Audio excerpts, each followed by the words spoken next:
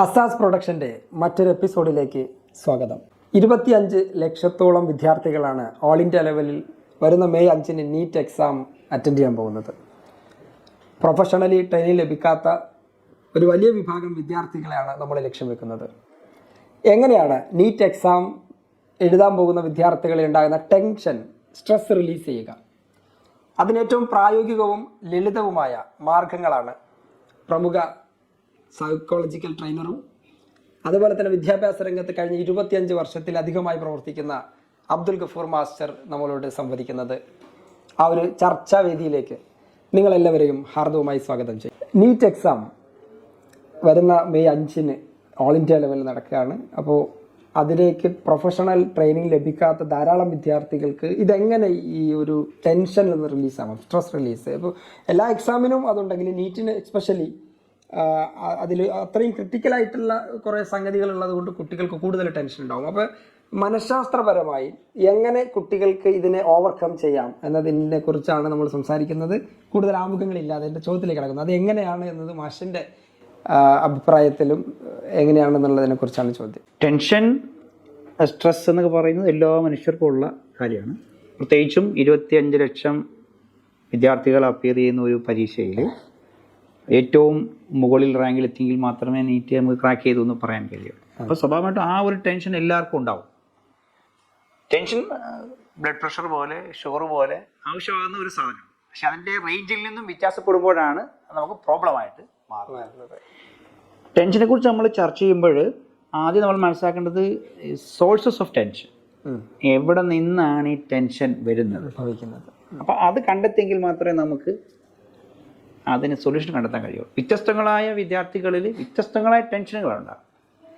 അപ്പം ഇത് ഏതൊക്കെ സോഴ്സുകളിൽ നിന്നാണ് ഈ ടെൻഷൻ ഈ വ്യക്തിക്ക് വരുന്നത്, ഈ കുട്ടിക്ക് വരുന്നത് എന്ന് മനസ്സിലാക്കിയെങ്കിൽ മാത്രമേ നമുക്കത് പറയുള്ളൂ. ഉദാഹരണത്തിന് ഇപ്പം പോർഷൻ കംപ്ലീറ്റ് ചെയ്യാൻ വളരെ കുറഞ്ഞ സമയമാണുള്ളത്, കുറേ പഠിച്ചിട്ടുണ്ടാവും, റിവിഷൻ നടത്തിക്കൊണ്ടിരിക്കുന്നു. ഇനി എൻ്റെ പോർഷൻ കംപ്ലീറ്റ് ചെയ്യാൻ പറ്റുമോ? അപ്പോൾ ആ ഒരു ചോദ്യം എൻഡ്ലെസ്, അവിടെ അവസാനം ഇല്ലാത്തൊരു ചോദ്യം ഇങ്ങനെ കിടക്കുക. അപ്പോൾ അവസാനമില്ലാത്ത എന്തിനും, ഓപ്പണൻ്റായി കിടക്കുന്ന എന്തിനും ടെൻഷൻ ക്രിയേറ്റ് ചെയ്യാം. അപ്പോൾ സ്വാഭാവികമായിട്ടും ആ വിദ്യാർത്ഥിയിൽ സോഴ്സ് ഓഫ് ടെൻഷൻ എന്ന് പറയുന്നത് എനിക്ക് കംപ്ലീറ്റ് ചെയ്യാൻ പറ്റുമോ, പോർഷൻ കംപ്ലീറ്റ് ചെയ്യാൻ പറ്റുമോ എന്നുള്ളതാണ്. അപ്പോൾ പോർഷൻ കംപ്ലീറ്റ് ചെയ്യാൻ പറ്റുമോ എന്ന് ടെൻഷനുള്ളൊരു കുട്ടിക്ക് ആ രീതിയിലുള്ള സൊല്യൂഷൻസാണ് നമുക്ക് പറയാൻ കഴിയും. രണ്ടാമത് ചില വിദ്യാർത്ഥികളിൽ എന്ന് പറയുമ്പോൾ ഞാൻ പഠിച്ചിട്ടുണ്ട്, എല്ലാം കംപ്ലീറ്റ് ചെയ്തു, പക്ഷെ ഞാൻ മറന്നുപോകും. എക്സാം ഹോളിലേക്ക് കയറുമ്പോൾ എനിക്ക് മറന്നു പോകുന്നുള്ളതായിരിക്കും. അപ്പോൾ അവൻ്റെ സോഴ്സ് ഓഫ് ടെൻഷൻ എന്ന് പറയുന്നത് മറവിയാണ്. മൂന്നാമത് പറയുന്നത്, അല്ലെങ്കിൽ അടുത്ത് പറയുന്നത്, എനിക്ക് ചെയ്യുന്നത് ശരിയായിരിക്കും, ബബ്ലിങ് കറപ്പിക്കുകയാണല്ലോ, ഇത് എനിക്ക് നെഗറ്റീവ് വരുമോ ഇല്ലയോ, ഞാൻ ചെയ്യുന്നത് ശരിയാവുമോ എന്നുള്ളൊരു ടെൻഷൻ. അടുത്തൊരു ടെൻഷൻ എന്ന് പറയുന്നത്, എക്സാമിൽ എനിക്ക് കംപ്ലീറ്റ് ടൈം കിട്ടുമോ, 200 ക്വസ്റ്റ്യൻസ് 200 മിനിറ്റ്സ്, എനിക്ക് എങ്ങനെ ചെയ്യാൻ പറ്റുമോ. അപ്പോൾ അവൻ്റെ സോഴ്സ് ഓഫ് ടെൻഷൻ ടൈമാണ്. എക്സാം ഹാളിൽ കയറിയിട്ടുള്ള അവൻ്റെ ആ ഒരു ടെൻഷനേക്കാണ് പക്ഷി പോകുന്നത്. അടുത്തതെന്ന് പറയുമ്പോഴത്തേന് എനിക്ക് റിസൾട്ട് പോസിറ്റീവ് ആയിരിക്കും, എനിക്ക് കിട്ടുമോ, ഈ ക്രാക്ക് ചെയ്യാൻ പറ്റുമോ ഇല്ലയോ. അപ്പോൾ അത് സോഴ്സ് ഓഫ് ടെൻഷൻ എന്ന് പറയുന്നത് അവൻ്റെ പോർഷൻ കംപ്ലീഷൻ അല്ല, എക്സാം അല്ല, ടൈം മാനേജ്മെൻ്റ് അല്ല, ഒന്നുമല്ല. കിട്ടുമോ, എനിക്ക് റിസൾട്ട് കിട്ടും, ഇത്രയും പേര് എഴുതുന്നത്, എനിക്ക് കിട്ടുമോ എന്നുള്ള. അപ്പോൾ അവൻ്റെ സോഴ്സ് ഓഫ് ടെൻഷൻ കിടക്കുന്നത് അവിടെയാണ്. അപ്പോൾ ആ കുട്ടിക്ക് റിലീസ് ഉണ്ടാക്കാനായിട്ട് വേറെ ടെക്നിക്സ് വേണത്. അതുപോലെ തന്നെ മറ്റൊന്ന്, ചിലർ കൊണ്ട് കിട്ടുന്ന നല്ല കോൺഫിഡൻറ്റ്, പക്ഷെ കിട്ടിയില്ലെങ്കിൽ എൻ്റെ പേരൻസ് എന്ത് കാര്യം, എനിക്ക് യാതൊരു കിട്ടിയില്ലെങ്കിൽ എൻ്റെ പേരൻസിനെ എങ്ങനെ ഞാൻ സാറ്റിസ്ഫൈ ചെയ്യും? ഇതാണ് അവന് പരീക്ഷയോ എക്സാമോ പഠിത്തമോ അവൻ്റെ സിലബസ് ഒന്നുമല്ല അവൻ്റെ പ്രശ്നം. എൻ്റെ പേരൻസിനെ എങ്ങനെ കൺവിൻസ് ചെയ്യിക്കാൻ പറ്റും, എങ്ങനെ അവർ സമാധാനിക്കും, അവർക്ക് എങ്ങനെ ക്ഷമയുണ്ടാകും എന്നൊക്കെ കുറിച്ച്, അതാണ് ഇവന് ടെൻഷൻ ഉണ്ടാകാനുള്ള കാരണം. അപ്പോൾ ഇവൻ്റെ സോഴ്സ് ഓഫ് ടെൻഷൻ വേറെയാണ്. അടുത്ത ഒന്ന്, പേരൻസൊക്കെ ഓക്കെ ആയിരിക്കും, പക്ഷേ നിനക്കൊന്നും കിട്ടത്തില്ലടാ, നിനക്ക് നമ്മളെ തരം താഴ്ത്തി സംസാരിച്ചിട്ടുള്ള ആൾക്കാരുണ്ടോ, അവരുടെ മുമ്പിൽ എനിക്ക് ജയിക്കണം, പക്ഷേ എനിക്കതിന് പറ്റുമോ, അവരെ ഞാനെങ്ങനെ ഫേസ് ചെയ്യും, ഇതായിരിക്കും വേറൊരാളുടെ ടെൻഷൻ. ഇങ്ങനെ ഡിഫറെൻറ്റ് ടൈപ്സ് ഓഫ് ടെൻഷൻസ് ആയിരിക്കും ഒരു കുട്ടിക്ക്. അപ്പോൾ ഇതിൽ ഓരോ മേഖലയിലും ഉള്ള ടെൻഷനുകളെ അതിൻ്റെ ടെക്നിക്കുകൾ ഉപയോഗിച്ച് എങ്കിൽ മാത്രമേ എന്ത് ചെയ്യാൻ പറ്റുള്ളൂ, നമുക്ക് റിലീസ് ചെയ്യാനായിട്ട് കഴിയുകയുള്ളൂ. നമുക്ക് അതിൻ്റെ ഓരോ വിഷയങ്ങളിലേക്ക് നമുക്ക് പയ്യെ വളരെ സിമ്പിളായിട്ട് നമുക്ക് തുടങ്ങി. ഓക്കെ. അപ്പോൾ ഈ പറയപ്പെട്ട ഓരോ കാറ്റഗറി ഓഫ് ടെൻഷൻസിന് ഡിഫറൻസ് വഴികളാണുള്ളത്, ഓരോ പ്രത്യേക ഡിഫറെൻറ്റ് ടെക്നിക്സുകളാണ് ഉപയോഗിക്കേണ്ടത്. ഇപ്പോൾ പേരൻറ്റിന് എനിക്ക് ക്രാക്ക് ചെയ്യാൻ പറ്റിയോ ഇല്ലയോ, പേരൻസ് എങ്ങനെ സാറ്റിസ്ഫൈ ചെയ്യും എന്ന് പറയുന്ന ടെക്നിക്കല്ല പിന്നെ എൻ്റെ പോർഷൻ കംപ്ലീഷൻ ഉപയോഗിക്കുന്ന ടെക്നിക്ക്. ഇനി പോർഷൻ ടെക്നിക്ക് ഉപയോഗിക്കുന്ന കംപ്ലീഷൻ അല്ല എൻ്റെ എക്സാമിലെ മറവിക്ക് ഉപയോഗിക്കുന്ന ടെക്നിക്സ്. അപ്പോൾ ഡിഫറെൻറ്റ് ടൈപ്സ് ഓഫ് ടെക്നിക്സ് ആണ്. അപ്പോൾ ഈ പറയപ്പെട്ട ഏത് രൂപത്തിലുള്ള ടെൻഷനാണോ നമുക്കുള്ളത്, ഇപ്പോൾ കാഴ്ചക്കാരായ ഐഡന്റിഫൈ ചെയ്യാൻ, ഡയഗ്നോസ് ചെയ്യുക. അപ്പോൾ ഈ വീഡിയോ പൂർണ്ണമായും ഇതൊരു 3-4 എപ്പിസോഡായിട്ട് നമ്മൾ തീർച്ചയായിട്ടും അത് കാരണം നമുക്ക് വളരെ ലെങ്തി ആയിട്ടുള്ള ഒരു വീഡിയോ ആയിരിക്കും. പക്ഷെ നമുക്ക് ഓരോന്നിൻ്റെയും ചെറിയ ചെറിയ എപ്പിസോഡുകളായിട്ട് ചെയ്യലായിരിക്കും. അപ്പോൾ എല്ലാ എപ്പിസോഡുകളും തീർച്ചയായിട്ടും കണ്ടിരിക്കേണ്ടി വരും. അല്ല, ഒരു കുട്ടിക്ക് ടെൻഷനുള്ള എപ്പിസോഡ് മാത്രം അത് കണ്ടാൽ മതി. കാരണം ഇപ്പം വാല്യൂ ഓഫ് ടൈം വളരെ വിലപ്പെട്ടതാണ്. എല്ലാ വീഡിയോസും കാണണമെന്നല്ല, മറിച്ച് ഇപ്പം ഈ വീഡിയോ കാണുന്ന കുട്ടിക്ക് പോർഷൻ കംപ്ലീഷൻ ആണ് അവൻ്റെ പ്രശ്നമെങ്കിൽ you go to that video only. Okay, അതായിരിക്കും ഏറ്റവും positive. Very good. Okay, so നമുക്കപ്പോൾ വിശദമായി ഓരോന്നായിട്ട് എടുത്ത് സംസാരിച്ചു തുടങ്ങാം. തീർച്ചയായിട്ടും. ഇപ്പോൾ ആദ്യം നമുക്ക് ടൈം മാനേജ്മെൻറ്റ് വളരെ ഇമ്പോർട്ടൻ്റ് ആയിട്ടുള്ള, പ്രത്യേകിച്ച് നീറ്റ് ക്രാക്കിങ്ങിലെ വെരി വെരി ഇമ്പോർട്ടൻ്റ് ആയിട്ടുള്ള ഒരു ഭാഗമാണ് ടൈം മാനേജ്മെൻറ്റ്. ഈ ടൈം മാനേജ്മെൻറ്റ് ഇവിടെ നമ്മൾ ചർച്ച ചെയ്യുന്നത്, ഒരു കുട്ടി ഭയപ്പെടുകയാണ്, എനിക്ക് എക്സാം ഹാളിൽ എനിക്ക് സമയം ഇനഫായിട്ട് കിട്ടുമോ, ക്വസ്റ്റ്യൻ ആൻസർ എല്ലാം ചെയ്യാൻ പറ്റുമോ എന്നുള്ളൊരു ഭയമാണ് അവിടെ തുടങ്ങുന്നത്. 2 ഭയങ്ങളുണ്ട് ടൈം മാനേജ്മെൻറ്റ് ചർച്ച ചെയ്യുമ്പോൾ. 2 ഭയങ്ങളാണ്. ഒന്ന്, എനിക്ക് പോർഷൻ കവർ ചെയ്യാൻ പറ്റുമോ എന്ന് പഠിച്ചുകൊണ്ടിരിക്കുന്ന ഒരു കുട്ടിക്ക് ഒരു ഭയമുണ്ട്, അവിടെ ടൈം മാനേജ്മെൻറ്റ് ആവശ്യമായിട്ട് വരുന്നുണ്ട്. അതോടൊപ്പം തന്നെ എക്സാം ഹാളിൽ എനിക്ക് ക്വസ്റ്റ്യൻസുകളെല്ലാം ആൻസർ ചെയ്യാൻ സമയം കിട്ടുമോ എന്നുള്ള 2 കാര്യങ്ങളാണ് നമ്മളിത് ചർച്ച ചെയ്യേണ്ടത്. ഈ ചർച്ച ചെയ്യുന്നതിന് മുമ്പായിട്ട് നമ്മൾ ആദ്യം മനസ്സിലാക്കേണ്ട ഒരു കാര്യം, speed and accuracy. 25 lakh aspirants appear ചെയ്യുന്ന ഒരു എക്സാമിനേഷൻ എന്നുള്ള നിലയിൽ എന്തെങ്കിലും എക്സാമിനേഷൻ എഴുതി കഴിഞ്ഞാൽ പറ്റില്ല. ടൈം ലിമിറ്റ് ഉണ്ട്. ആ ടൈം ലിമിറ്റിനുള്ളിൽ ആക്യുറേറ്റ് ആയിട്ടുള്ള ആൻസർ ബബിൾ ചെയ്ത് OMR ഷീറ്റ് സബ്മിറ്റ് ചെയ്യുക എന്നുള്ളതാണ്. ഇതാണ് സ്പീഡ് ആൻഡ് ആക്യുറസി. പ്രത്യേകിച്ച് നീറ്റ് ക്രാക്കിങ്ങിലെ ഏറ്റവും ചലഞ്ചായിട്ടുള്ള ജോലിയാണ് speed and accuracy. Portion complete ചെയ്യാം. പോർഷൻ ബുദ്ധിമാനായ ഒരു കുട്ടി ഒരിക്കലും ബുദ്ധി കളക്കുന്ന കാര്യമല്ല നീറ്റ് എക്സാമിനേഷൻ.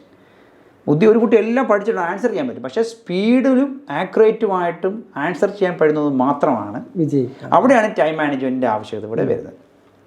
നമ്മളിത് പറയുമ്പോഴൊക്കെ നമ്മൾ ഉദാഹരണം പറഞ്ഞത് ഉസൈൻ ബോൾട്ടിനെ കുറിച്ചാണ്. Bolt techniques.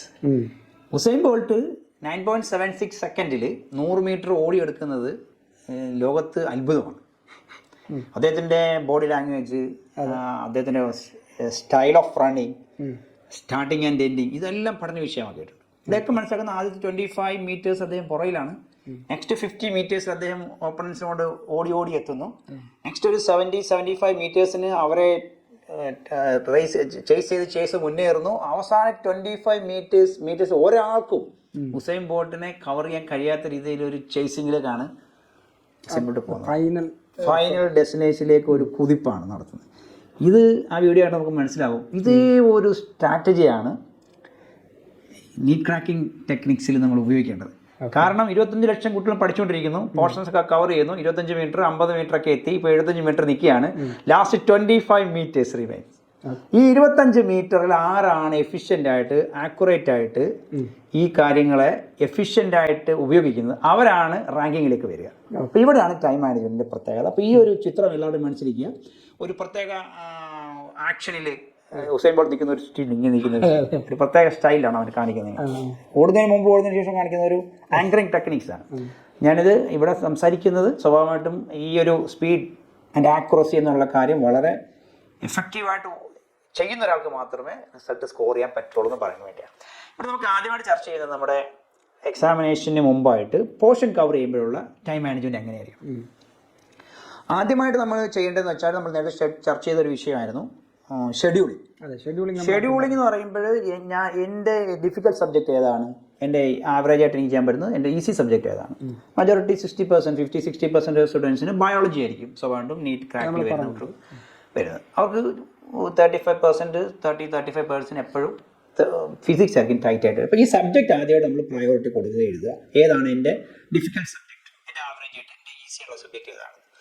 ഇനി ഓരോ സബ്ജക്റ്റിലും ഡിഫിക്കൽട്ട് ചാപ്റ്റേഴ്സ്, ആവറേജ് ചാപ്റ്റേഴ്സ്, എൻ്റെ സിമ്പിൾ ചാപ്റ്റേഴ്സ്, അതിനെ എന്ത് ചെയ്യണം, ഷെഡ്യൂൾ ചെയ്യണം. ഈ ഷെഡ്യൂളിംഗ് ആണ് ഇത് ടൈം ടേബിളിൻ്റെ നമ്മുടെ ടൈം മാനേജ്മെൻറ്റിൻ്റെ ഫസ്റ്റ് സ്റ്റെപ്പാണ്. ഈ ഷെഡ്യൂളിങ്ങിന് ടൈം നമ്മൾ ഒരു 1-2 മണിക്കൂർ വിനിയോഗിക്കുമ്പോൾ സ്വാഭാവികമായിട്ടും എന്ത് ചെയ്യും, നമുക്കൊരു ഷെഡ്യൂളിംഗ് കറക്റ്റ് കിട്ടും. ഈ ഷെഡ്യൂളിംഗ് ആണ് പിന്നെ നമ്മുടെ ടൈം അലോട്ട്മെൻറ്റ് കൊടുക്കുന്നത്. നമ്മൾ പ്രയോറിറ്റി കൊടുക്കുന്നത് എവിടെയാണ്? സാധാരണ ഒരു സൈക്കോളജി എന്ന് പറഞ്ഞാൽ പഠിച്ചുകൊണ്ടിരിക്കുന്ന എനിക്ക് ഈ സിമ്പിളായ ചാപ്റ്ററുകൾ വീണ്ടും വായിക്കാനാണ് ഒരു കുട്ടിക്ക് ഇന്നർ മോട്ടിവേഷൻ ഉണ്ടാകുക. അപ്പോൾ സ്വാഭാവികമായിട്ടും ടൈം അവിടെ വേസ്റ്റ് ആയി പോവുകയാണ്. ഇതിനെ അവോയ്ഡ് ചെയ്യാൻ വേണ്ടി നമ്മൾ ഷെഡ്യൂളിംഗ് നടത്തുന്നത്. ഷെഡ്യൂളിംഗ് നടത്തി കഴിഞ്ഞുകൂടി അവനൊരു ചിറ നിർമ്മിച്ചു കഴിഞ്ഞു, ഒരു മതിൽക്കടി നിർമ്മിച്ചു. ഇനി ഇങ്ങോട്ടാണ് പോകേണ്ടതെന്ന് കറക്റ്റായിട്ട് അത് ഗൈഡൻസ് അവന് ലഭിച്ചു. അതിന് അപ്പുറത്തേക്ക് അവന് പോകാൻ കഴിയില്ല. അപ്പോൾ ഈ ഷെഡ്യൂളിങ്ങിൽ ടൈം മാനേജ്മെൻറ്റ് നമുക്ക് എന്ത് ചെയ്യാൻ പറ്റും, കെട്ടി നിർത്താനായിട്ട് കഴിയും. അതോടുകൂടി അവൻ്റെ ടെൻഷൻ കുറഞ്ഞു കിട്ടുന്നു. സ്വാഭാവികമായിട്ടും ഈ ഒരു ടൈം ടേബിളിനെ ടാക്കിൾ ചെയ്യാൻ വേണ്ടി ശ്രമിച്ചുകൊണ്ടിരിക്കും. അപ്പോൾ ഈ ഒരു ടൈറ്റ് സബ്ജക്റ്റ് പഠിക്കണം, ആവറേജ് സബ്ജക്റ്റും പഠിക്കണം, സിമ്പിൾ സബ്ജക്റ്റ്. ഇതിനെ എങ്ങനെ നമ്മൾ ഷെഡ്യൂൾ നെക്സ്റ്റ് അങ്ങനെയാണ് നമ്മുടെ ഡെയിലി പ്ലാനിൽ. ഇപ്പോൾ നമ്മൾ പറയുകയാണ് ഫിസിക്സിന് എനിക്ക് നെക്സ്റ്റ് ഇനി 20 or 23 ഡേയ്സ് ഉണ്ട് എന്ന് പറയുമ്പോൾ ആ 23 ഡേയ്സിൽ എൻ്റെ വർക്കിംഗ് എൻ്റെ സ്റ്റഡി അവേഴ്സ് എത്രയാണ്? ഇത് ഡിഫറെൻ്റ് ആയിരിക്കും. ഒരു കുട്ടികൾ 10 മണിക്കൂർ പഠിക്കുന്നതായിരിക്കും, 15, 16, 17 മണിക്കൂറും പഠിക്കുന്ന കുട്ടികളുണ്ടാകും. അപ്പോൾ അവരുടെ ആ ഷെഡ്യൂൾ അനുസരിച്ചിട്ടാണ് അവരുടെ വർക്കിംഗ് അവേഴ്സ് അല്ലെങ്കിൽ ലേണിംഗ് അവേഴ്സ് അനുസരിച്ചിട്ടാണ് എന്ത് ചെയ്യുന്നത്, അതിനെ ഷെഡ്യൂൾ ചെയ്യണം. അപ്പോൾ അവരതിനെ മെജോറിറ്റി ടൈം ഇന്ന സബ്ജക്റ്റിന് ഞാൻ കണ്ടെത്തിയ എൻ്റെ ഡിഫിക്കൽട്ട് സബ്ജക്റ്റ് ചാപ്റ്റേഴ്സ് പഠിക്കാൻ വേണ്ടി ഇത്ര മണിക്കൂർ ഞാൻ അലോട്ട് ചെയ്യുന്നു. വളരെ കൃത്യമായ ഒരു അലോട്ട്മെൻറ്റ് അവിടെ കൊടുക്കണം. എന്തെങ്കിലും ഗസ് ചെയ്ത് ആവേശം എഴുതിയിട്ട് കാര്യമില്ല. വളരെ വളരെ പിൻ പോയിൻറ്റഡ് ആയിട്ടുള്ള ഒരു സ്റ്റഡി നടത്തിയിട്ട് വേണം ഈ അലോട്ട്മെൻറ്റ് നടത്താൻ. ഈ അലോട്ട്മെൻ്റ് ആണ് സ്വാഭാവികമായിട്ട് എന്ത് ചെയ്യുന്നത്, അവൻ്റെ പെൻഡിങ് ചാപ്റ്റേഴ്സിനെ കുറയ്ക്കും. ആവേശത്തിന് എഴുതി വെച്ചു ഞാൻ 5 ചാപ്റ്റർ പഠിക്കുമെന്ന്, പക്ഷേ കക്ഷി പഠിച്ചിട്ട് തീരുന്നില്ല. അപ്പം നെക്സ്റ്റ് ഡേ വരുമ്പോൾ എന്തായി, സ്വാഭാവികമായിട്ടും ഇത് പെൻഡിങ് ചാപ്റ്റർ ആയിട്ട് pending chapter will create tension. അപ്പം ടെൻഷൻ കൂടുതലുണ്ടാവില്ല. അപ്പം പെൻഡിങ് ചാപ്റ്റർ വരാത്ത രീതിയിൽ ടൈമിന് ഷെഡ്യൂൾ ചെയ്യാനായിട്ട്, ചാപ്റ്ററുകളെ ഷെഡ്യൂൾ ചെയ്യാൻ, പ്രയോറിറ്റിയെ മാനേജ് ചെയ്യാനായിട്ട് കുട്ടി ശ്രമിക്കണം. ഇത് വളരെ കൃത്യമായിട്ട് ചെയ്യാനായിട്ട് ഒരു കുട്ടിക്ക് കഴിയും. കാരണം അവൻ ഇത്രയും ചാപ്റ്റർ കവർ ചെയ്തിട്ട് കഴിയും. ഇതിന് ശേഷം ഈ സ്റ്റഡി അവേഴ്സിൽ നമുക്ക് നമ്മൾ ഫിസിക്സ് പഠിക്കാൻ തീരുമാനിച്ചു, അല്ലെങ്കിൽ ഒരു ദിവസത്തെ ടൈം ടേബിൾ എടുത്ത് വെച്ചു. എങ്ങനെയാണ് ഈ ടൈമിന് നമ്മൾ വീണ്ടും ഡിവൈഡ് ചെയ്യണം. ഓക്കെ. അപ്പോൾ അറ്റ് സ്ട്രെച്ചിൽ എത്ര മണിക്കൂർ പഠിക്കും? ചില കുട്ടികൾ ഇൻട്രസ്റ്റ് സബ്ജക്റ്റ് ആണെങ്കിൽ 1 or 2 hours ഒക്കെ അറ്റ് സ്ട്രെച്ചിൽ ഒറ്റടി കണ്ടിന്യൂസ് ആയിട്ട് പഠിക്കും. ബോറടി ഉണ്ടാകത്തില്ല. പക്ഷേ ഡിഫിക്കൽട്ട് സബ്ജക്റ്റ് പഠിക്കാൻ ഇരിക്കുമ്പോഴത്തേന് ബോറടിക്കും. 30 മിനിറ്റ് 35 മിനിറ്റ് മാക്സിമം 40 മിനിറ്റ് ഒക്കെ ആകുമ്പോൾ സ്വഭാവമായിട്ട് ഒരു മനുഷ്യൻ ബോറടിക്കാൻ തുടങ്ങും. അപ്പം അവൻ്റെ ഷെഡ്യൂളിങ് അതനുസരിച്ച് ക്ലിയർ ചെയ്യണം.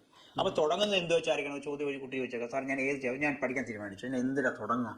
അപ്പം വളരെ ഹാപ്പി ആയിട്ട് നമ്മളുടെ ആ ഒരു റൂട്ടീൻ തുടങ്ങുമ്പോൾ ഏറ്റവും സിമ്പിളായ ഒരു സബ്ജക്റ്റ് നമ്മൾ എടുത്തിട്ട് ബയോളജിയാണ്. ബയോളജിയുടെ ഒരു ചാപ്റ്റർ നമ്മൾ എടുക്കുന്നു, അതിനൊരു 40 minutes അല്ലെങ്കിൽ 1 hour എടുക്കുന്നത്. 1 hour നമ്മൾ ആ ഡ്യൂറേഷൻ നമുക്ക് വിസ്റ്റാൻ കഴിയുന്നത്, എന്നാൽ വേസ്റ്റ് ആക്കാൻ ചെയ്യാത്ത രീതിയിലുള്ള ഒരു ടൈമിനെ നമ്മൾ എന്ത് ചെയ്യുന്നു, അലോട്ട് ചെയ്യുന്നു.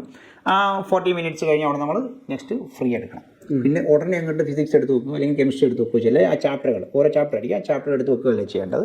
ബയോളജിയിലെ ഒരു സിമ്പിൾ ചാപ്റ്റർ പഠിച്ചതിന് ശേഷം അതിനെ നമ്മൾ എന്ത് ചെയ്യുന്നു, ഉടനെ ടിക്ക് ഇടുന്നു, മാറ്റി വെക്കുന്നു. ഉടനെ നമ്മൾ നെക്സ്റ്റ് എന്ത് ചെയ്യുന്നു, ഫിസിക്സ്. അതിന് മുമ്പായിട്ട് എന്ത് വേണം, ഒരു ഫ്രീ ടൈം ഉണ്ടാകണം, രണ്ട് ഇൻ ബിറ്റ്വീൻ ദ 2 subjects. അപ്പം ഫിസിക്സ് ബയോളജി പഠിച്ചതിന് ശേഷം ഒരു 5 minute, അത് according to the style of students. അപ്പം അവൻ്റെ ലേണിംഗ് സ്റ്റൈൽ അനുസരിച്ച് അവന് ചിത്രം വരച്ചിട്ടുണ്ടാകാം, കാര്യങ്ങളൊക്കെ ചെയ്ത് വെച്ചിട്ടുണ്ട്. അതെല്ലാം മാറ്റി വെച്ചതിന് ശേഷം അവന് ബയോളജി മൊത്തം എടുത്ത് മാറ്റി വെക്കണം. Next physics.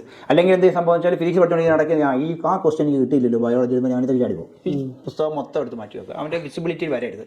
ഫിസിക്സിനെ പഠിക്കേണ്ട ചാപ്റ്റർ മാത്രം, ഒത്തിരി ചാപ്റ്റർ ഉണ്ട്, നമ്മൾ അലോട്ട് ചെയ്ത ചാപ്റ്റർ മാത്രം, അതിൻ്റെ നോട്ട് മാത്രം എടുത്ത് മുമ്പിൽ വെക്കുന്നു, അത് നമ്മൾ പഠിക്കാൻ. അതിന് മുമ്പായിട്ട് ഈ പറയുന്ന 5 minute യൂട്ടിലൈസ് ചെയ്യുക. അത് റിഫ്രഷ്മെൻ്റ് ആയിട്ട് ഉപയോഗിക്കുക. പോവുക, നമ്മളൊന്ന് ഫ്രഷ് ആകുക, നമ്മുടെ ഡെയിലി റൂട്ടീൻ എന്തെങ്കിലും റിഫ്രഷ്മെൻറ്റ്സ് ഉണ്ടോ അതൊക്കെ ചെയ്യുക. നെക്സ്റ്റ് എന്തെങ്കിലും സ്നാക്സ് ഒക്കെ ഉണ്ടെങ്കിൽ കഴിക്കുക. ഇല്ലെങ്കിൽ കുട്ടികളായിട്ട് അനിയന്മാരൊക്കെ ഉണ്ടെങ്കിൽ അവരോട് കളിക്കാനുള്ള സമയം ഉപയോഗിക്കുക. അടുക്കളയിൽ അമ്മയോടൊപ്പം പോയി പച്ചക്കറി അരിക്കുക. എന്തെങ്കിലും ഒരു റിഫ്രഷ്മെൻറ്റ് ഉണ്ട്, അല്ലെങ്കിൽ സീനറികൾ കാണുക, അല്ലെങ്കിൽ ഏതെങ്കിലും മ്യൂസിക്കുകൾ കേൾക്കുക. അതിന് ഫ്രീ ആകാനുള്ള ഏത് ടെക്നിക്കാണോ അദ്ദേഹം ഉപയോഗിച്ചുകൊണ്ടിരിക്കുന്നത് അത് ചെയ്തുകൊണ്ട് ആ ടൈം കഴിഞ്ഞാൽ ഉടനെ നമ്മൾ എന്ത് ചെയ്യണം, back. Next again we are going to the difficult subject. അത് ഡിഫിക്കൽട്ട് സബ്ജക്ട് നമ്മൾ ചാപ്റ്റർ എടുത്തു കഴിയുമ്പോൾ അതിൻ്റെ എല്ലാ നോട്ടും കയ്യിലുണ്ടാവും. അതിൻ്റെ നോട്ട്സ് ജിസ്റ്റ് മേക്ക് ചെയ്തിട്ടുണ്ടാകാം. ആ ജിസ്റ്റുകൾ അതുപോലെ തന്നെ ഈ ഫോർമുലാസ്, ഇക്വേഷൻസ്, പ്രോബ്ലംസ് എല്ലാം റെഡിയാക്കി വെച്ചിട്ട് നമ്മളതിന് എന്ത് ചെയ്യുന്നു, കൺസെപ്റ്റിലേക്ക് പോകുന്നു. പഠിക്കേണ്ട ചാപ്റ്ററിൻ്റെ കൺസെപ്റ്റ് പഠിക്കുന്നു, വർക്കൗട്ട് ചെയ്യാൻ വേണ്ടി ശ്രമിക്കും. അപ്പോൾ 40 minutes ആയി നമ്മൾ യൂട്ടിലൈസ് ചെയ്യുന്നു. കൃത്യമായിട്ട് ആ ടൈം ടേബിളിനുള്ളിൽ അത് നമ്മൾ നിർത്താനായിട്ട് ശ്രമിക്കും. നെക്സ്റ്റ് അഗൈൻ 5 minutes എന്ത് ചെയ്യും, നമ്മൾ ഫ്രീ ആകാൻ വേണ്ടി ശ്രമിക്കുന്നത്. ഈ ഒരു ഷെഡ്യൂൾ റെഡിയാക്കണം. അപ്പോൾ ഒരു സിമ്പിൾ സബ്ജക്റ്റ്, ഒരു ഫ്രീ, നെക്സ്റ്റ് ഒരു 40 minute വീണ്ടും ഒരു ടൈറ്റ് സബ്ജക്റ്റ്, നെക്സ്റ്റ് 5 minute വീണ്ടും ഫ്രീ, നെക്സ്റ്റ് നമ്മുടെ ഒരു ആവറേജ് ആയിട്ട് കെമിസ്ട്രിയുടെ ഏതെങ്കിലും ചാപ്റ്റർ എടുക്കുക, അല്ലെങ്കിൽ ഫിസിക്സ് തന്നെ വേറൊരു സിമ്പിൾ ചാപ്റ്റർ എടുക്കുക. അത് നമ്മൾ ഓൾറെഡി ഷെഡ്യൂൾ ചെയ്തിട്ടുണ്ട്. അത് വെച്ചിട്ട് അത് എടുക്കുന്നു. നെക്സ്റ്റ് വീണ്ടും എന്ത് ചെയ്യുന്നു, ഈ രണ്ടോ മൂന്നോ പ്രാവശ്യം കഴിയുമ്പോൾ 10 മിനിറ്റിലേക്ക് നിങ്ങൾക്ക് എന്ത് ചെയ്യാം, ഇൻ്റർവെല്ലിന് പോകാം. ഈ ഇൻ്റർവെൽ കഴിഞ്ഞ് അല്ലെങ്കിൽ നമ്മൾ ഫ്രീ ആകുന്ന സമയം കഴിഞ്ഞ് മുഖമൊക്കെ എല്ലാം ഒന്ന് കഴുകി മാത്രമേ എന്ത് രണ്ടാമത് വന്ന് ഫ്രഷ് ആയിട്ട് ഇരിക്കാൻ പാടുള്ളൂ. അതിനിടയിൽ ഭക്ഷണം കഴിക്കാനോ മറ്റ് റൂം ഫ്രഷിനോ ഒന്നും പോകാൻ പാടില്ല. ഈ ഒരു അവസ്ഥയിൽ അവൻ വളരെ ടൈം കൺസ്യൂമിങ് ചെയ്യുന്നതിനെ പർപ്പസ്ഫുൾ ആക്കി എടുക്കാൻ പറ്റണം. വെറുതെ വേസ്റ്റാക്കി കളഞ്ഞ ഒരു പദ്ധതിക്കും പോകാനായിട്ട് പാടില്ല എന്നുള്ളതാണ് പ്രധാനമായും. ഈ ഒരു റീഅറേഞ്ച്മെന്റ് ടൈമിങ്ങിന്റെ അതാണ് പ്ലാനിങ്. ടൈം പ്ലാനിങ് എന്ന് പറയുന്നത് ഒരു വലിയ നിലയ്ക്ക് നമുക്ക് ഈ ടെൻഷൻ ഇല്ലാതാക്കും. അതായത് ഇത് ചെയ്യുന്നതോടുകൂടി ടെൻഷൻ പോയിട്ടുണ്ടാവും. കാരണം ഈ ഷെഡ്യൂൾ ചെയ്യുന്നതോടുകൂടി തന്നെ 50% ടെൻഷൻ പോയി. ഈ ഷെഡ്യൂളിങ് ഇംപ്ലിമെന്റ് ചെയ്ത് വരുമ്പോഴാണ് ഇവന്റെ 100% നമുക്ക് എന്ത് ചെയ്യാൻ പറ്റും. കാരണം ഫിസിക്സിന്റെ ഒരു ചാപ്റ്റർ അവൻ പഠിക്കുന്നു, അടുത്ത വൈകുന്നേരം മോക്ക് ടെസ്റ്റ് ഇടുമ്പോഴത്തേന് അവൻ എവിടെയായിരുന്നോ മാർക്ക് കുറഞ്ഞിരുന്നത്, ടൈം കിട്ടാതിരുന്നത്, ഇത്രയും ക്വസ്റ്റ്യൻ എടുക്കാൻ ഒത്തിരി സമയം എടുത്തിട്ടുണ്ടാവും ഒരു പ്രോബ്ലം ചെയ്യാൻ. അപ്പോൾ അത് ഇത് ചെയ്തുകൊണ്ട് കൺസെപ്റ്റ് അറ്റൈൻ ചെയ്തു, ഫോർമുലാസ് ഒക്കെ റെഡിയായി, അവൻ്റെ നമ്മൾ പറഞ്ഞ ലേണിംഗ് സ്റ്റൈൽ ഉപയോഗിച്ചിട്ട് എന്ത് ചെയ്തു, ജിസ്റ്റ് മേക്ക് ചെയ്തു, ഡ്രോയിങ് ചെയ്തു, ഗ്രാഫ് വരച്ചു, അതോടുകൂടി വളരെ സ്പീഡായി പ്രാക്ടീസായി. ഈ പ്രാക്ടീസ് 2-3 പ്രോബ്ലം സെയിമിൽ ചെയ്ത് കഴിയുമ്പോഴത്തേന് സ്വാഭാവികമായിട്ട് അവന് സ്പീഡാവും. അപ്പോൾ അവൻ അടുത്ത ടൈമിൽ എന്ത് ചെയ്യും, അടുത്ത മോക്ക് ടെസ്റ്റിൽ ആ ചാപ്റ്ററിൻ്റെ മോക്ക് ടെസ്റ്റുകളുണ്ട്.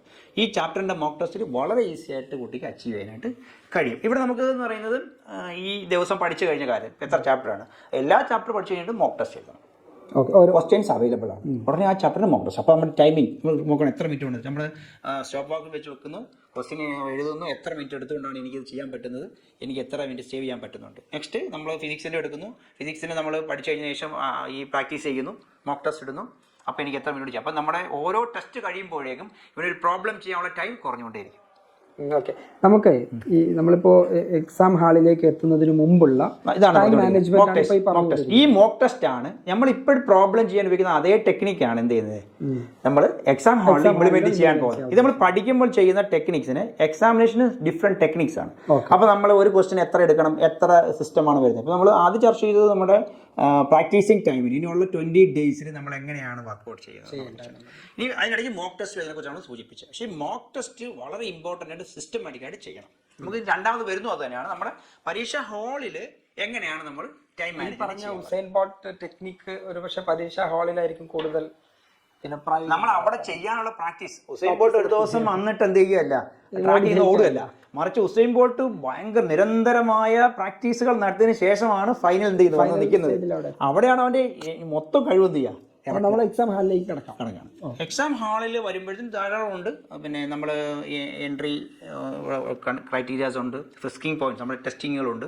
അതെല്ലാം കഴിഞ്ഞ് നമ്മൾ മറ്റേ ഡിക്ലർ കഴിഞ്ഞ് ചെക്കിംഗ് എല്ലാം കഴിഞ്ഞ് നമ്മൾ ഹോളിലേക്ക് വരുന്നു. ഇവിടെ ഒരു പ്രശ്നമെന്ന് പറയുന്നത് 11:20 മണിക്ക് എൻട്രി കിട്ടിയൊരു കുട്ടി, അതായത് റിപ്പോർട്ടിംഗ് ടൈം കിട്ടിയൊരു കുട്ടി വളരെ ടൈറ്റായി മാറും. ഇവിടെയാണ് ടൈം മാനേജ്മെൻറ്റിൽ സംഭവിക്കുന്ന ഒരു വലിയ പ്രശ്നം. ഈ കുട്ടി 11:30 മണിക്ക് കയറി കഴിഞ്ഞാൽ കുട്ടി 5:30 മണിക്കാണ് ഇനി ഇറങ്ങുക. ടെസ്റ്റിംഗ് എല്ലാം കഴിഞ്ഞ് ഈ ഹോളിലേക്ക് പോകുന്ന കുട്ടി ഒരു 11:30 ഹോളിൽ എത്തിയിട്ടുണ്ടാവും. ഈ 11:45 മുതൽ എക്സാം തുടങ്ങുന്ന 2 മണി വരെ കുട്ടി എന്ത് ചെയ്യണം, വെറുതെ ഇരിക്കണം. ഇതൊരു പ്രശ്നമാണ്. ഇതെങ്ങനെ മാനേജ് ചെയ്യുന്നത് ഒരു പ്രശ്നമുണ്ട്. ഈ 5 വരെ കുട്ടി ഭക്ഷണം കഴിക്കാതിരിക്കുകയാണ്. അപ്പം ഇത് ഒരു ദിവസം സിമ്പിളാണെന്ന് പറഞ്ഞാൽ അങ്ങോട്ട് പോകും. നമ്മൾ സാധാരണ വീട്ടിലാകുമ്പോൾ മോക്ക് ടെസ്റ്റ് ഒക്കെ എഴുതി ഉച്ചയ്ക്ക് ഉണ്ണുന്നുണ്ടാവും, വെള്ളം കുടിക്കുന്നുണ്ടാവും, അല്ലെങ്കിൽ അങ്ങോട്ട് പോകുന്നുണ്ടാവും. ഇതൊന്നും നടക്കില്ല. അപ്പം ഈ 3.5 മണിക്കൂർ വിസ്റ്റാൻഡ് ചെയ്യാനുള്ള ഒരു കപ്പാസിറ്റി കുട്ടി എന്ത് ചെയ്യണം, വീട്ടിൽ നിന്ന് തന്നെ പ്രാക്ടീസ് ചെയ്യണം. ഇതൊരു ടൈം മാനേജ്മെൻറ്റ് ഭാഗമാണ്. അപ്പോൾ നമ്മൾ ഈ 11:30 മണി മുതൽ ഒരു 5:30 മണി വരെ കക്കൂസി പോകാതെ, മൂത്രമൊഴിക്കാൻ കഴിയാതെ, ഭക്ഷണം കഴിക്കാതെ ഇരിക്കാനുള്ള പ്രാക്ടീസും കൂടെ എന്ത് ചെയ്യണം, നേടേണ്ടി വരും. കാരണം അത് നമ്മൾ ആ സമയത്ത് ഒരാൾ പറയാം, ഞാൻ കുട്ടി അവൻ ഉറങ്ങുന്നു 12 മണിക്ക് 1 മണിക്ക് ഉറങ്ങുന്നു വെച്ചാൽ അവന് ശരിയാണ്, ക്ഷീണിച്ച് ഉറങ്ങുക. ഇത് ടൈം വേസ്റ്റ് ചെയ്യുന്ന കാര്യമാണ്. കാരണം ഈ കുട്ടിക്ക് പരീക്ഷാ ഹാളിൽ ഇരിക്കേണ്ട സമയം ഇതാണ്. ഈ സമയത്ത് ഇവന്റെ ബയോളജിക്കൽ ക്ലോക്ക് ഇതിലേക്ക് ആഡായി പോയി കഴിഞ്ഞാൽ ഇവൻ പരീക്ഷാ ഹാളിൽ ഉറക്കം വരും. അപ്പോൾ മാനേജ് ചെയ്യാൻ പറ്റില്ല. ആ സമയം നമ്മൾ നേരത്തെ അതന്നെ പ്രാക്ടീസ് എന്ന് പറഞ്ഞാൽ ഈ പ്രാക്ടീസ് എന്ന് പറയുന്നത് ഭക്ഷണം കഴിക്കുന്നതിൽ നമ്മളുടെ ഡെയിലി റൊട്ടീൻസിൽ എല്ലാം എന്ത് ചെയ്യണം, നമ്മൾ ഈ എക്സാമിനെയാണ് ഫോക്കസ് ചെയ്യുന്നത്. ഈ എക്സാം എന്ന് പറയുന്നത് 2 മണിക്ക് തുടങ്ങി 5 മണിക്ക് 5:20 അവസാനിക്കുന്നുള്ളതല്ല, മറിച്ച് 11:30 കയറി 5:30 അവസാനിക്കും എന്നുള്ളൊരു കൺസെപ്റ്റിലേക്ക് കുട്ടി എടുക്കണം. അല്ലെങ്കിൽ അവൻ ടൈം വേസ്റ്റ് ആവണം, ഭയങ്കര ടെൻഷൻ ആയിരുന്നു. കയറി ഒറ്റയ്ക്ക് ഇരിക്കണം, മറ്റേത് അച്ഛനെ കാണാം, അമ്മയെ കാണാം, എല്ലാവരെയും കാണാമായിരുന്നു, ഫ്രണ്ട്സിനെ കാണാം, ടെക്സ്റ്റ് ബുക്ക് നോക്കാം, നോട്ട് നോക്കാം, ജിസ്റ്റ് നോക്കാം, ഗ്രാഫ് നോക്കാം, എല്ലാം നോക്കാം. ഇതൊന്നും ചെയ്യാൻ പറ്റില്ല. ഒന്നുമില്ലാതെ ഹോൾ ടിക്കറ്റുമായിട്ട് അവൻ എന്ത് ചെയ്യണം, നേരെ അങ്ങോട്ട് കയറിയിരിക്കുകയാണ്. ഒന്നും ചെയ്യാൻ പറ്റുന്നില്ല, ടെൻഷൻ കൂടും. അപ്പോൾ ഇവിടെ അവൻ ടൈം വേസ്റ്റ് ആണ്. അപ്പോൾ ഈ സമയത്ത് കുട്ടി ചെയ്യേണ്ട കാര്യങ്ങൾ നമുക്ക് ചർച്ച ചെയ്യണം. അതുപോലെ തന്നെ പരീക്ഷ ഇപ്പോൾ നമ്മൾ ചർച്ച ചെയ്ത് വന്നതിൻ്റെ കണ്ടിന്യൂറ്റി ഞാൻ പറയാണ്. ഈ മോക്ക് ടെസ്റ്റിൽ നമ്മൾ ചെയ്ത പ്രാക്ടീസ് അതേപോലെയാണ് ഇംപ്ലിമെൻറ്റ് ചെയ്യേണ്ടത്. ഉസൈൻ ബോൾട്ട് പ്രാക്ടീസ് ചെയ്തപോലെ തന്നെ എന്ത് ചെയ്യണം ഇവിടെ ഇംപ്ലിമെന്റ് ചെയ്യും. ഇംപ്ലിമെൻറ്റ് ചെയ്തെങ്കിൽ മാത്രമേ വിജയിക്കാൻ പറ്റുള്ളൂ. അല്ലാതെ ഈ മോക്ക് ടെസ്റ്റിൽ ഒരു സ്റ്റൈൽ ചെയ്തു എൻ്റെ ഫൈനൽ എക്സാമിൽ ഞാൻ വേറൊന്ന് ചെയ്യാമെന്ന് തിരിച്ചാൽ അവൻ പരാജയപ്പെടും. അപ്പോൾ ഇവിടെയാണ് ടൈം മാനേജ്മെൻറ്റിൽ നമ്മൾ വളരെ പ്രഷ്യസ് ആയിട്ടുള്ള ടെക്നിക്സുകളാണ് മോക്ക് ടെസ്റ്റിനും എടുക്കേണ്ടത്. ബബിളിങ്, OMR ബബിൾ ചെയ്യുന്നതിൻ്റെ സ്റ്റൈല്, അതുപോലെ തന്നെ അതിൻ്റെ റൗണ്ട്, ഏറ്റവും പ്രധാനമായിട്ട് വേണ്ടത് എത്ര റൗണ്ട് കൊണ്ടാണ് ഞാൻ ഈ പറയുന്ന 180 ക്വസ്റ്റ്യൻസ് ചെയ്യാൻ പോകുന്നത്, എൻ്റെ ഈ പറയുന്ന 200 മിനിറ്റുകൾ ഞാൻ എങ്ങനെയാണ് യൂട്ടിലൈസ് ചെയ്യുന്നത്, ഇതിനെക്കുറിച്ചാണ് കുട്ടി ശരിക്കും പഠിക്കേണ്ടത്. അപ്പോൾ ഈ ഒരു 180 ക്വസ്റ്റ്യൻ ഞാൻ ചെയ്യണമെങ്കിൽ എനിക്ക് അതിൻ്റെ സബ്ജക്റ്റുകളുണ്ട്, പ്രയോറിറ്റിയുള്ള സബ്ജക്റ്റുണ്ട്, ഡിഫിക്കൽട്ടി സബ്ജക്റ്റുകളുണ്ട്. അപ്പോൾ ഞാൻ എൻ്റെ ഡിഫിക്കൽട്ട് സബ്ജക്റ്റ് എപ്പം ചെയ്യും, ആദ്യം ചെയ്യണോ അവസാനം ചെയ്യണോ, എൻ്റെ ഈസി സബ്ജക്റ്റിന് ആദ്യം ചെയ്യണോ അവസാനം ചെയ്യണോ, ഇനി ഈസി സബ്ജക്റ്റ് തന്നെ, അതായത് എൻ്റെ ബയോളജി ഈസി സബ്ജക്റ്റാണ്, ഈ ബയോളജി സബ്ജക്റ്റിൽ ഞാൻ ഏതാണ് ആദ്യം ചെയ്യേണ്ടത്, അതിനകത്ത് തന്നെ റീസണിങ് അസർഷൻസ് ഒക്കെ വരും. അപ്പോൾ അത് ഡിഫിക്കൽട്ട് ക്വസ്റ്റ്യൻസ് ഉണ്ടാകും. അപ്പോൾ ആ ക്വസ്റ്റിന് വരുന്ന സിമ്പിൾ ഞാൻ എപ്പം ചെയ്യും, ആവറേജ് എപ്പം ചെയ്യും, ഇതിനെക്കുറിച്ചൊക്കെ വളരെ കൃത്യമായ ഒരു ഐഡിയ പരീക്ഷയ്ക്ക് പോകുന്നതിന് മുമ്പ് തന്നെ ഈ മോക്ക് ടെസ്റ്റ് എടുക്കുമ്പോൾ തന്നെ കുട്ടി പ്രാക്ടീസ് ചെയ്ത് പോകേണ്ടത്. അതിലേക്കാണ് നമ്മൾ ചർച്ച ചെയ്യുന്നത്. ലാസ്റ്റ് ഫൈനൽ ഉസൈൻ ബോൾട്ടിൻ്റെ 25 മീറ്റേഴ്സിനുള്ള ട്രാക്ക് ചെയ്യാനുള്ള നമ്മൾ ചർച്ച വരുന്നത്. ഇവിടെ ഞാൻ നേരത്തെ സൂചിപ്പിച്ചതുപോലെ തന്നെ ഒരു നീറ്റ് ആസ്പിറൻ്റ് ആയിട്ടുള്ള കുട്ടി ബയോളജി ഓറിയൻറ്റഡ് ആകാം. അപ്പോൾ സ്വാഭാവികമായിട്ടും അവൻ്റെ മൈൻഡിനെ എനിക്കറിയാം, എനിക്ക് ചെയ്യാൻ പറ്റും, ഞാൻ വിജയിക്കുമെന്ന ഒരു മെൻ്റൽ സ്ട്രെങ്ത് ഡെവലപ്പ് ചെയ്യാനായിട്ട് അവൻ ആദ്യം ചെയ്യേണ്ടത് അവന് ഏറ്റവും ഇഷ്ടമുള്ള വിഷയം ചെയ്യലാണ്. അതായത് അപ്പം ബയോളജി സെലക്ട് ചെയ്യും. എക്സാം അത് ചിലപ്പം ക്വസ്റ്റ്യൻ എന്ന് പറയുന്നത് സ്വാഭാവികമായിട്ടും ഫിസിക്സ് ആദ്യം വന്നിട്ടുണ്ടാകും. ക്വസ്റ്റ്യൻ തന്നിരിക്കുന്നത് എൻ്റെ ബുക്ക്ലെറ്റിൽ ആദ്യം ഫിസിക്സ് ആകാം, രണ്ടാമത് കെമിസ്ട്രി ആകാം, മൂന്നാമത് ബയോളജി ആകാം, ഇല്ലെങ്കിൽ ആദ്യം ബയോളജി ആകാം. അപ്പോൾ കണ്ടതനുസരിച്ച് ഓർഡർ ചെയ്യുന്ന യാതൊരു നിർബന്ധമില്ല. മറിച്ച് എൻ്റെ ഇഷ്ടമുള്ള സബ്ജക്റ്റിന് ഇത് ഇന്ത്യയിൽ പറഞ്ഞു കഴിഞ്ഞാൽ ഉടൻ തന്നെ തുറന്നു നോക്കുമ്പോഴത്തേനും അവന് ബയോളജിയിൽ ഭാഗത്തേക്ക് നേരെ പോകും. ഒരിക്കലും ഫിസിക്സിൽ പേടിയുള്ളൊരു കുട്ടി ആദ്യത്തെ ക്വസ്റ്റ്യൻ തന്നെ ഇലക്ട്രോസ്റ്റാറ്റിക്സ് എന്ന് കണ്ടു എന്ന് തോന്നിയാൽ അവൻ്റെ ഉള്ള എല്ലാ എനർജിയും പോയി പോകും. അപ്പോൾ ഇതുണ്ടാകാതിരിക്കാൻ വേണ്ടിയാണ് ഏറ്റവും സിമ്പിൾ ആയിട്ടുള്ള അവൻ്റെ സബ്ജക്റ്റിൽ പോകും. അപ്പോൾ അവൻ ബയോളജി തുറക്കുമ്പോഴത്തേനും സിമ്പിൾ ആകാം. അപ്പോൾ അവന് അല്ലെങ്കിൽ തന്നെ അടുത്ത ക്വസ്റ്റ്യൻ പോകാൻ ഒരു മൈൻഡാണ്, എൻ്റെ സബ്ജക്റ്റ് ആണല്ലോ എന്നൊരു കോൺഫിഡൻസ് ലെവൽ അവന് ബിൽഡ് ചെയ്യും. ഇതോടെ കൂടി അവനെത്തി ഇവിടെ വീണ്ടും ഇതിനെ എന്ത് ചെയ്യാണ്, ഒന്നും കൂടെ മൈക്രോ പോയിന്റിലേക്ക് കൊണ്ടുവരികയാണ്. ഇത് എങ്ങനെയാണ് നമ്മൾ ഈ റൗണ്ടിൽ ചെയ്യുക, എത്ര റൗണ്ട് ചെയ്യണം, ഇതൊക്കെ നമ്മൾ മോക്ക് ടെസ്റ്റിൽ പരിശോധിക്കേണ്ടതാണ്, പരീക്ഷിക്കേണ്ടതും നമ്മൾ സെലക്ട് ചെയ്യേണ്ടതാണ് എങ്ങനെ ടൈപ്പ്. സാധാരണയായിട്ട് ഒരു ആവറേജ് കുട്ടികളെ അല്ലെങ്കിൽ ഒരു അത്യാവശ്യം പോർഷൻ കവർ ചെയ്തിട്ടുള്ള ഒരു 620 സ്കോർ ചെയ്യാനായിട്ട് ശ്രമിക്കുന്ന ഒരു കുട്ടിയുടെ ഒരു സ്റ്റൈലാണ് നമ്മളിവിടെ സൂചിപ്പിക്കുന്നത്. ആദ്യം ചെയ്യണമെന്ന് വെച്ചാൽ ഒറ്റ ഇങ്ങനെ ആദ്യം ഒരു ക്വസ്റ്റ്യൻ വായിച്ച് അവസാനം വരെ വായിച്ച് നമുക്ക് വേണമെങ്കിൽ ആൻസർ ചെയ്യാം. ഫിസിക്സ് മുതൽ തുടങ്ങി.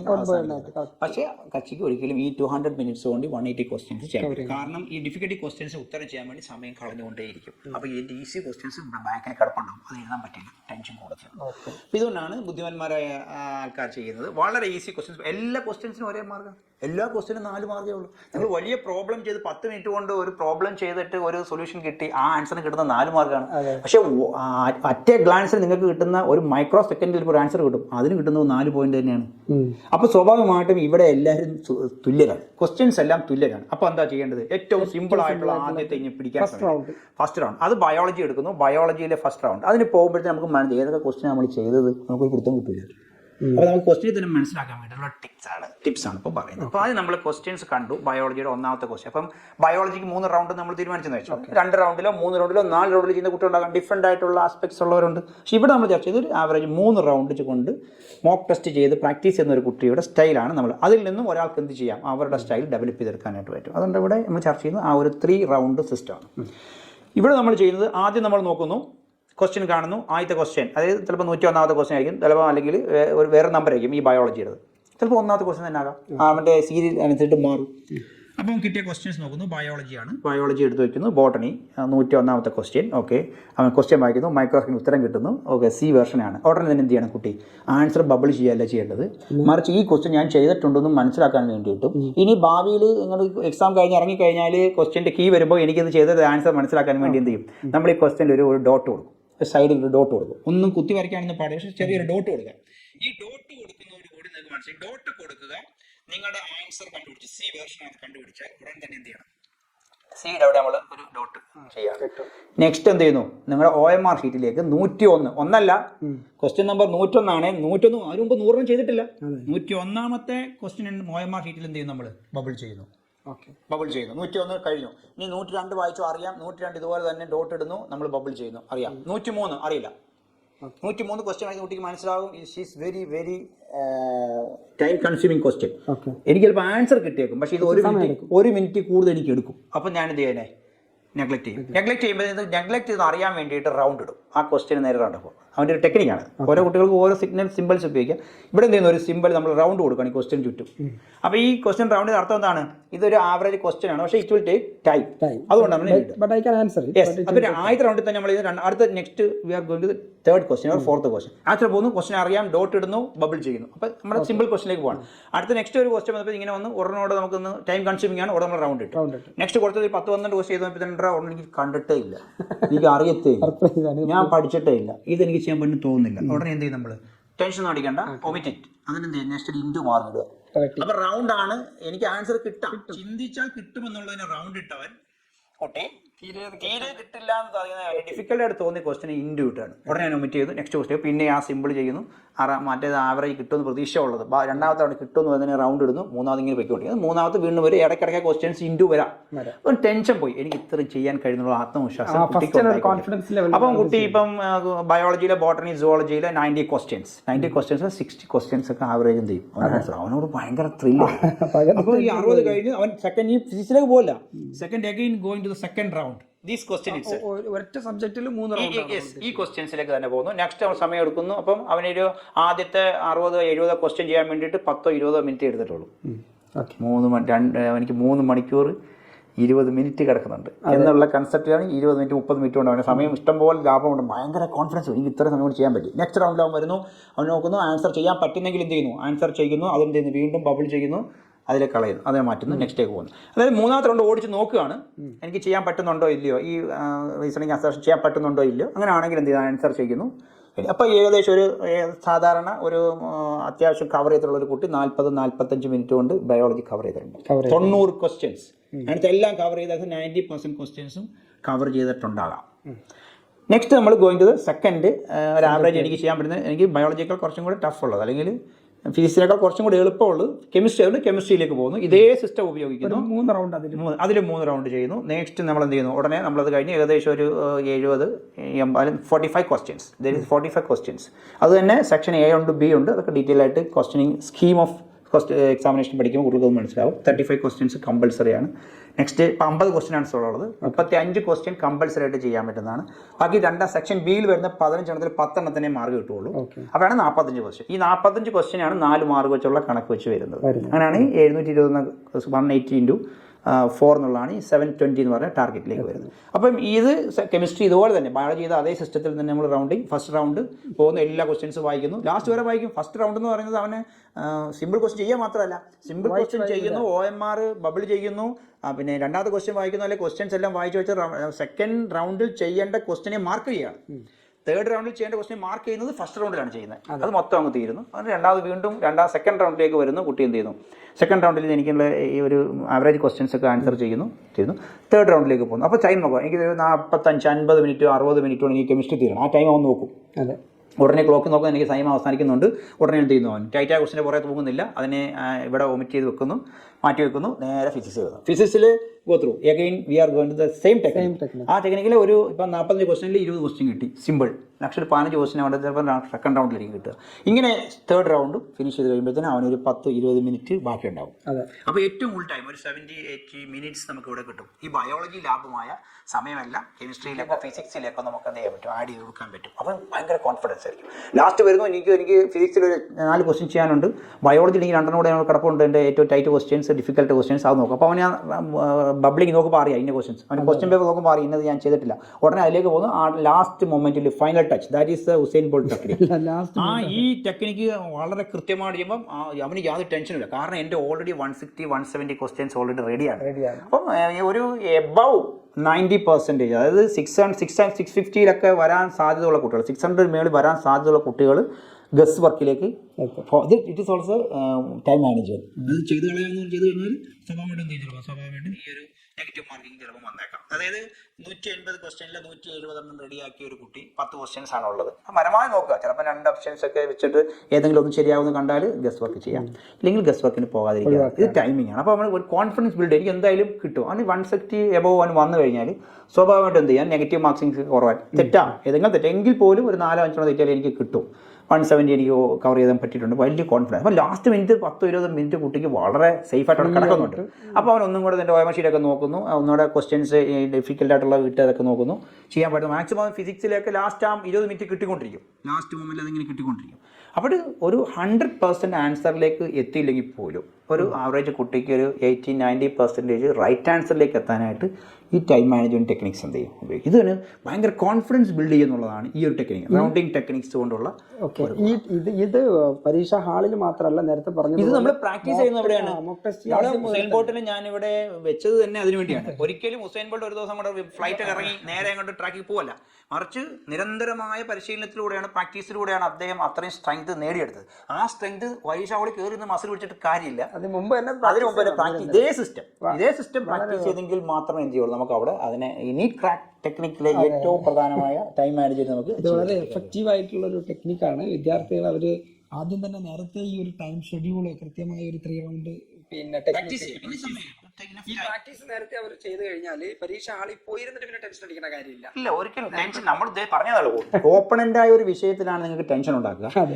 ഹൗ ടു ആൻസർ എനിക്കറിയാം, പിന്നെ ക്വസ്റ്റ്യൻ എനിക്കറിയാം, ഫിസിക്സിൽ ടൈറ്റ് ക്വസ്റ്റ്യൻ ഉണ്ടെന്ന് എനിക്കറിയാം, കെമിസ്ട്രിയിൽ ടൈറ്റ് ക്വസ്റ്റ്യൻ ഉണ്ടെന്ന് എനിക്കറിയാം, അതെങ്ങനെ ടാക്കിൾ ചെയ്യണമെന്നും എനിക്കറിയാം.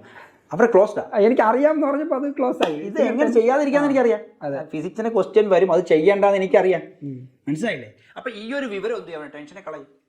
എന്ത് ചെയ്യും പറഞ്ഞാൽ ഉള്ളതും കൂടി നമുക്ക് ചെയ്യാൻ പറ്റാത്ത അവസ്ഥയിലേക്കാണ് കുട്ടി പോവുക. അപ്പൊ ഇവിടെയാണ് നമ്മുടെ ടെൻഷൻ റിലീസ് പ്രോഗ്രാം എന്ന് പറഞ്ഞാൽ നമുക്ക് ടെൻഷൻ മൊത്തം മാറി ഹൗ ടു മാനേജ്.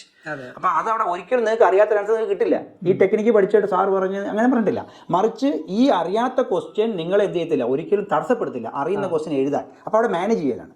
അറിയാത്ത ക്വസ്റ്റ്യൻ അവിടെ ഉണ്ടാകും എന്ന് ഞാൻ നേരത്തെ തന്നെ തീരുമാനം. എൻ്റെ റൗണ്ടിങ് ടെക്നിക്സ് കൊണ്ട് ഞാൻ എന്ത് ചെയ്യുന്നു, ആ ടെക്നിക്സ് ഞാൻ പ്രാക്ടീസ് ചെയ്ത് എനിക്കറിയാം. പിന്നെ ക്വസ്റ്റ്യൻസ് വരും, ഒരു 10 ക്വസ്റ്റ്യൻസ് ഔട്ട് ഓഫ് 180 എനിക്കൊരു 200 10 ക്വസ്റ്റ്യൻസ് ചെയ്യാൻ പറ്റില്ല എന്ന് എനിക്കറിയാവുന്ന കുട്ടിക്ക് നേരത്തെ തന്നെ അറിയും. അപ്പോൾ അവൻ ടെൻഷൻ ഉണ്ടാകുന്നില്ല. അപ്പോൾ അവിടെ എന്തെങ്കിലും ഓപ്പണൻ്റ് അല്ല, അവൻ്റെ സോഴ്സിനെ അവൻ മനസ്സിലാക്കി. സോഴ്സ് എവിടെയാണ്, അറിയാത്ത ക്വസ്റ്റ്യൻ ആണ്, അതെനിക്കറിയാം ഇങ്ങനെ വരുമെന്ന്. ഇന്നടുത്ത് പോകുമ്പോൾ വഴിയിൽ ബ്ലോക്ക് ഉണ്ടാവുമെന്ന് എനിക്കറിയാം, അപ്പം ടെൻഷനില്ല. അവിടെ അരമണിക്കൂർ കിടക്കണം, അതുകൊണ്ട് ഞാൻ അരമണിക്കൂർ നേരത്തെയാണ് ഇറങ്ങിയിട്ടുള്ളത്. ഇനിയുള്ള ഗട്ടറുണ്ട്, അപ്പോൾ അവിടെ ആണെങ്കിലും അവിടെ വേറൊരു ഷോർട്ട് കട്ട് ഉണ്ട്, അതുവഴി കയറിപ്പോയി പ്രശ്നമില്ല, എനിക്കറിയാം, ഞാൻ പ്രാക്ടീസ് ചെയ്തിട്ടുണ്ട്. അപ്പോൾ ഈ പ്രാക്ടീസ് ചെയ്ത ആളാണ് ഈ ടെൻഷനെ എന്ത് ചെയ്യാൻ മാറ്റാനായിട്ട്. അതാണ് ടൈം മാനേജ്മെന്റ് ടെക്നിക്സിലെ ഏറ്റവും പ്രധാന പ്രാക്ടീസ്. വളരെ പ്രധാനപ്പെട്ട ഒരു പോയിന്റുമാണ് ഇത്. കുറെ അല്പം ലോങ് ആയിട്ട് നമ്മൾ ഡിസ്കസ് ചെയ്യുകയും ചെയ്തു. പക്ഷേ ഇതിൽ പിന്നെ മിസ് ചെയ്യാനൊന്നുമില്ല. വിദ്യാർത്ഥികളെ സംബന്ധിച്ച് നമ്മൾ സംസാരിച്ചു. ഇപ്പോൾ ഈ വർഷം തന്നെ ആദ്യമായിട്ട് +2 പഠിച്ചിട്ട് ക്രാഷ് കോഴ്സ് ചേർന്ന് അല്ലെ ചേരാതെ പരീക്ഷ എഴുതാൻ പോകുന്നവരും വരുന്ന ദിവസങ്ങളിൽ ഈ ടെക്നിക്സ് ഉപയോഗിച്ച് കഴിഞ്ഞാൽ അവർ ഉദ്ദേശിച്ചതിന്റെ 10 മടങ്ങ് വർധന സ്കൂൾ ഉണ്ടാക്കാനായിട്ട് ഈ ഒരു ടെക്നിക്സ് വളരെ. സാധാരണക്കാരായ പിന്നെ വിദ്യാർത്ഥികൾ അവർ ഈ ലക്ഷങ്ങൾ കൊടുത്തിട്ട് ഇപ്പോൾ ഈ നീറ്റിന്റെ ക്രാക്കിന്റെ ടെക്നോളജി പഠിക്കാനായിട്ട് വലിയ സംഭവങ്ങളൊന്നും പോകാനും ചിലപ്പോൾ കഴിയാത്ത ആളുകൾ നമ്മൾ ഫോക്കസ് ചെയ്യുന്നത് അവരാണ് സത്യത്തിൽ ഈ വീഡിയോ കാണേണ്ടത്. വളരെ സൗജന്യമായി നിങ്ങൾക്ക് ഇത്തരം ടെക്നിക്കുകൾ മാഷ് പറഞ്ഞു കൊടുത്തുകൊണ്ടിരിക്കുകയാണ്. ഇതിൽ എക്സാം നടക്കുന്ന സമയത്ത് നമ്മളിത് പ്രാക്ടീസ് ചെയ്തുകൊണ്ട് വരുന്ന കാര്യങ്ങളാണ്. ഈ എക്സാം നടക്കുമ്പോൾ തന്നെ ടെൻഷൻ പിന്നെ സ്വാഭാവികമായി റിലീഫ് ചെയ്യാൻ പറ്റുന്ന ഫിസിക്കലായിട്ടുള്ള എന്തെങ്കിലും ആക്ടിവിറ്റീസോ അതുപോലെ തന്നെ ധാരാളമുണ്ട്. അതും കൂടെ വിദ്യാർത്ഥികൾക്ക് പറഞ്ഞു തന്നാൽ വളരെ നന്ദി. അപ്പോൾ നമ്മൾ ടൈം മാനേജ്മെന്റിലൂടെ എങ്ങനെ ടെൻഷൻ ഫ്രീ ആയി എക്സാമിനെ അറ്റൻഡ് ചെയ്യാമെന്നതിനെ കുറിച്ചും എക്സാമിന് മുമ്പ് തന്നെ അത് പ്രിപ്പയർ ആവുമ്പോൾ കൃത്യമായ ടൈം ഷെഡ്യൂളിലൂടെ അല്ലെങ്കിൽ അറേഞ്ച്മെന്റിലൂടെ മൈൻഡ് ഫ്രീ ആക്കി നമുക്ക് എക്സാമിനെ എങ്ങനെ നേരിടാം എന്നതിനെ കുറിച്ച് വളരെ വിശദമായി മാഷിവിടെ സംസാരിച്ചു. ഉസൈൻ ബോൾട്ട് ടെക്നിക്ക് വളരെ എഫക്റ്റീവാണ്. അതുപോലെ തന്നെ സാധാരണക്കാരായ ഒരുപാട് വിദ്യാർത്ഥികൾ നീറ്റ് അറ്റൻഡ് ചെയ്യാൻ പോകുന്നതിന് മുമ്പ് തീർച്ചയായിട്ടും വളരെ ഉപകാരപ്രദമായ ഈ എപ്പിസോഡ് ഇവിടെ സമാപിക്കുന്നു.